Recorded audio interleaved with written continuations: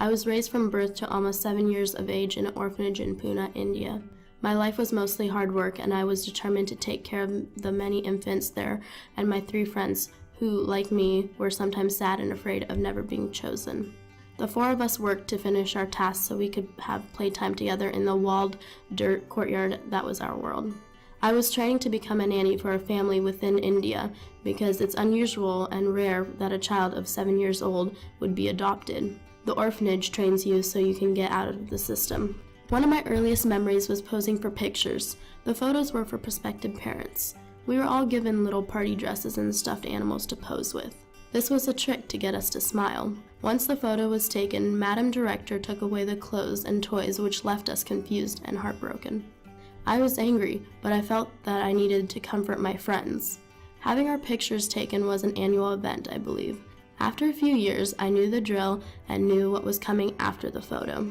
According to the U.S. Department of Health and Human Services and Child Welfare Information Gateway, Asia had the largest number of adoptions, totaling up to 5,409 in the year 2010. Specifically in India, they had 249 adoptions. 83 were male and 166 were female adoptions. 14 of the children were under a year old, 179 were ages 1 to 4, and 56 were 5 and older.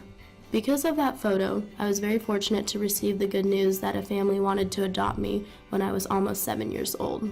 My mother had the idea of adopting a child from India due to a friend of hers. That friend at the time was a single mother who adopted 2 young girls from India. My mother saw how fulfilling and rewarding it was to have daughters, and that's what pushed her to go out and adopt a daughter of her own. My mother and grandmother flew to India to pick me up.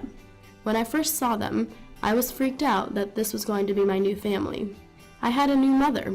She was white, she had bright red hair, she was above average height compared to Indian women, and beside her was my grandmother. She was tall, skinny, older, and had short salt and pepper spiked hair. They stood out. I was afraid, but I was more afraid of staying. I would rather leave with these strangers than stay at the orphanage. I grew up in a non-normative family environment. It was a strange concept with only living with my mother. I had grown up living around many children, boys and girls. However, I enjoyed being able to have an intimate and personal relationship with my mother. We fell outside of a normative family structure. 2 parents, heterosexual couple with biological children. By experiencing and living through my experiences, I can easily say that not everyone needs to follow the normative family structure. We see that society has slowly been trying to change the definition of what a typical family should be, which is great, but not enough to make a difference.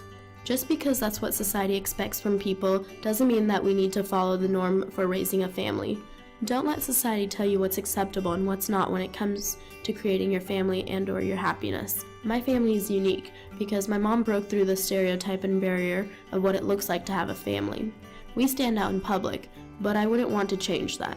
Being adopted older was one of the greatest things that could have happened to me.